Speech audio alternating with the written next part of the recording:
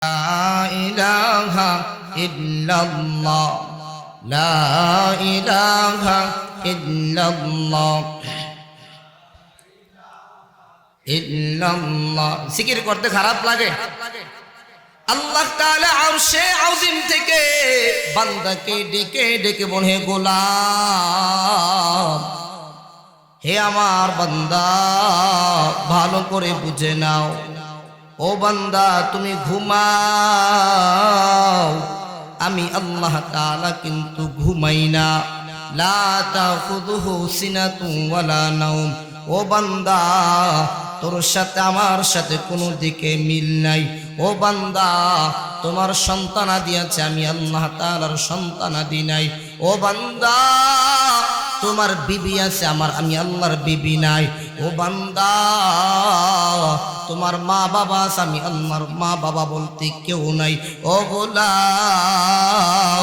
তোর সাথে আমার সাথে কোনো দিকে মিল নাই, তবে একটা দিকেই মিল। ওই দিকটা হলো, বান্দা তুই আমি আল্লাহ নামের জিকির করবি, আমি আল্লাহ তাআলা তোর নামের জিকির করব। সুবহানাল্লাহ। হাদিসে কুদসির মধ্যে আল্লাহ জানায়া দেন, মান যাকারানি ফি নাফসি, যে বান্দা আমি আল্লাহকে মনে মনে মনে মনে মনে ডাকবি, আল্লাহ আল্লাহ আল্লাহ, আমি আল্লাহকে মনে মনে ডাকবি, যাকারতুহু ফি নাফসি, আমি ওই বান্দার নামটা মনে মনে ডাকি। শুধু এতটুকু নয়, হাদিসে কুদসির মধ্যে আল্লাহ জানায়া দেন, ওয়ামান যাকারানি ফি মালাইন যাকারতুহু ফি মালাইন খায়রিম মিনহুম, যেই বান্দা কোন মাহফিলের ময়দানে, কোন জনসভার মধ্যে আমি আল্লাহকে আল্লাহ আল্লাহ আল্লাহ আল্লাহ আল্লাহ আল্লাহ বলে ডাকবে, আল্লাহ তাআলা বলেন, ও বান্দা, আসমানের মধ্যে একটা মসজিদ আছে, ওই মসজিদের নাম বাইতুল মামুর। ওই মসজিদ দুনিয়ার কোনো মানুষ ইবাদত করতে পারে না। দুনিয়ার মানুষের ইবাদত করার জন্য আমি আল্লাহ কাবা ঘর বানাইলাম, কিন্তু আসমানের মধ্যে একটা মসজিদ আছে বাইতুল মামুর। ওই মসজিদ দুনিয়ার কোনো মানুষ ইবাদত করতে পারে না। ওই মসজিদে একমাত্র ফেরেশতারা ইবাদত করে, দুনিয়ার কোনো মানুষ ইবাদত করতে পারে না। ওই ফেরেশতারা যখন ইবাদত করবে, আমি আল্লাহ ফেরেশতাদেরকে একত্রিত করায়া আমি আল্লাহ বলি, ও ফেরেশতারা, ওই বান্দারা আমি আল্লাহ নামের জিকির করে শীতের মধ্যে পইরা, ও ফেরেশতারা, আমি আল্লাহ তাদের নামগুলো তোমাদের মাঝে স্মরণ করতেছি। সুবহানাল্লাহ। আমি আর আপনি এই নয়নগরের মধ্যে বৈশা জিকির করি, আমাদের জিকিরের আওয়াজগুলো আল্লাহর কাছে চলে যায়। আল্লাহকে আল্লাহ বলে একবার ডাক দিবা, আল্লাহ বলে, গোলাম, আমি আল্লাহকে একবার আল্লাহ বলে ডাক দেবে, আমি আল্লাহ ৭০ বার জবাব দেই। একবার সুবহানাল্লাহ বললা কি ফজিলত। আবু হুরায়রা বলে, ইয়া রাসূলুল্লাহ, যদি আমি একবার সুবহানাল্লাহ বলি, জান্নাতে আমার জন্য কি হবে? আমার নবী জানায়া দেয়, আবু হুরায়রা, তুমি যদি একবার সুবহানাল্লাহ বলো, জান্নাতে আল্লাহ তোমার জন্য একটা খেজুর বাগান বানায়া দিবে। আবু হুরায়রা বলে, ও নবী আমার, যদি আমি আবার সুবহানাল্লাহ বলি, জান্নাতে আমার কি হবে? আমার নবী, আবু হুরায়রা, তুমি যদি আবার সুবহানাল্লাহ বলো, জান্নাত আল্লাহ তোমার জন্য আরেকটা খেজুর বাগান বানায়া দেবে। ও আবু হুরায়রা, যতবার সুবহানাল্লাহ বলবা, ততবার আল্লাহ জান্নাতে খেজুর বাগান বানিয়ে দিবি। হাদিসের মধ্যে আল্লাহর রাসূল বলেন, ক্বালা রাসূলুল্লাহ সাল্লাল্লাহু আলাইহি ওয়াসাল্লাম, আলহামদুলিল্লাহি তামলাউল মিজান। কোন বান্দা যদি একবার আলহামদুলিল্লাহ বলে, আল্লাহ মিজানের পাল্লাকে সওয়াবে পরিপূর্ণ করে দেয়। ও সুবহানাল্লাহি ওয়াল হামদুলিল্লাহি তামলাআনি মা বাইনাস সামাওয়াতি ওয়াল আরদ। কোন বান্দা যদি সুবহানাল্লাহ আলহামদুলিল্লাহ বলে, আসমান জমিনের ফাঁকা জায়গাগুলোকে আল্লাহ সওয়াবে পরিপূর্ণ করে দেয়। কত ফজিলত আছে। একটা আমল বলেছে, ফজরের পর 100 বার, মাগরিবের পর 100 বার করতে রাজি আছে? সুবহানাল্লাহি ওয়া বিহামদিহি সুবহানাল্লাহিল আযীম। কেউ যদি ফজরের পর 100 বার, মাগরিবের পর 100 বার এই দোয়াটা পড়ে, রাসূল হাদিসের মধ্যে জানায়া দেন গুফিরাত খাতায়া ওয়া ইন কানাত মিসলা জাবাদিল বাহরি।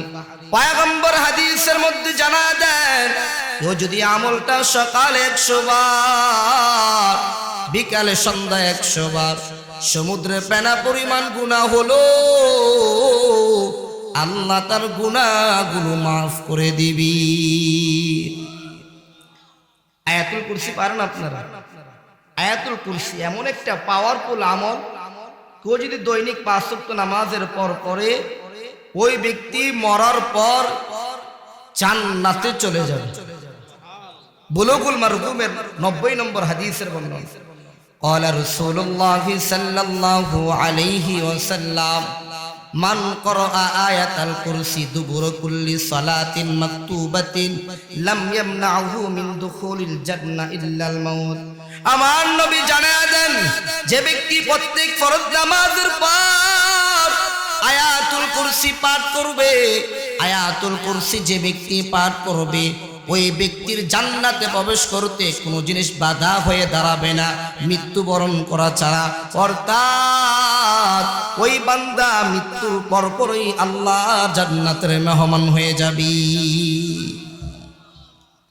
আয়াতুল কুরসির আমল করবেন। নামাজের পর সালাম ফিরানোর পর 3 বার বলবেন আস্তাগফিরুল্লাহ আস্তাগফিরুল্লাহ আস্তাগফিরুল্লাহ। এই দোয়াটা পড়ে আল্লাহুম্মা আনতাস সালাম ওয়া মিনকাস সালাম হাইয়িনা বিস সালাম তাবারাকতা ইয়া যাল জালালি ওয়াল ইকরাম। আমলগুলো করবেন তো ইনশাআল্লাহ। আমি আপনাদেরকে সালাম দিছিলাম, সালামের উত্তর পাইনি। অথচ রাসূল বলেন, কেউ যদি দৈনিক 40 জন মানুষকে সালাম দেয়, ওই দিন যদি ওই ব্যক্তি মারা যায়, মৃত্যুর পর সাথে সাথে জান্নাতের মেহমান হয়ে যাবে। রাসূল বলেন, মান সাল্লামা 40 রাজুলান মাতা যালিকাল ইয়াউম ফি জামাআতিনা ফুরাদা লাইলান আও নাহারা মাতা যালিকাল ইয়াউম দাখালাল জান্নাহ। কেউ যদি দৈনিক 40 জন মানুষকে সালাম দেয়, রাতও হতে পারে, দিনও হতে পারে, একসাথেও হতে পারে, একা একই হতে পারে, কেউ যদি দৈনিক 40 জন মানুষকে সালাম দেয়, ওই ব্যক্তি মরতে দেরি, জান্নাতে ঢুকতে দেরি হবে না। সুবহানাল্লাহ। সালাম দিতে কোনো ওযু লাগে? সালাম দিতে ব্যক্তি লাগে না? যেখানে মন চায়, যাকে মন চায় তাকেই সালাম দিবা। রাসূল বলেন, তাকরাউ সালাম আরিফতা ওয়া মান লাম তারিফ।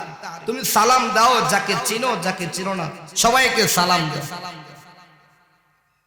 আল্লাহর রাসূল মসজিদ নববীর মধ্যে বসা, মান জাআ রাজুলুন, আল্লাহর নবীর কাছে এক ব্যক্তি আসলো, আসার পর আসসালামু আলাইকুম, নবীকে সালাম দিল। নবী বলেন, আশরুন, তোমার জন্য 10 নেকি হবে।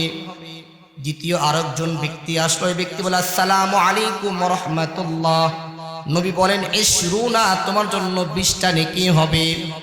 আরেকজন ব্যক্তি আসলো, আসসালামু আলাইকুম ওয়া রাহমাতুল্লাহি ওয়া বারাকাতুহু, নবী বলেন 30, তোমার জন্য 30 নেকি। আরেকজন ব্যক্তি আসলো, আসসালামু আলাইকুম ওয়া রাহমাতুল্লাহি ওয়া বারাকাতুহু ওয়া মাগফিরাতুহু, এই অক্ষরটা বাড়াইছেন, নবী বলেন 40, তোমার জন্য 40 নেকি হয়ে যাবে। সুবহানাল্লাহ। প্রথম ব্যক্তি সালাম দিল কি? আসসালামু আলাইকুম। নবী বলেন তোমার জন্য 10 নেকি। দ্বিতীয় ব্যক্তি আসসালামু আলাইকুম ওয়া রাহমাতুল্লাহ, নবী বলেন তোমার জন্য 20 নেকি। তৃতীয় ব্যক্তি আসসালামু আলাইকুম ওয়া রাহমাতুল্লাহি ওয়া বারাকাতুহু, নবী বলেন তোমার জন্য 30 নেকি। আরেকজন আয়েশা বলে 4 নম্বর আসসালামু আলাইকুম ওয়া রাহমাতুল্লাহি ওয়া বারাকাতুহু ওয়া মাগফিরাতুহু। এই যে এটা বাড়াইলো এই জন্য 40 নেকি। এই জন্য সালাম দিবেন তো, একে অপরকে সালাম দিলেন, সালাম দিলেই 10 নেকি আল্লাহ আমলনামায় যোগ করে দিলেন। আহ কি ফজিলত! অথচ সালাম দিব কে? মেম্বারকে সালাম দিব।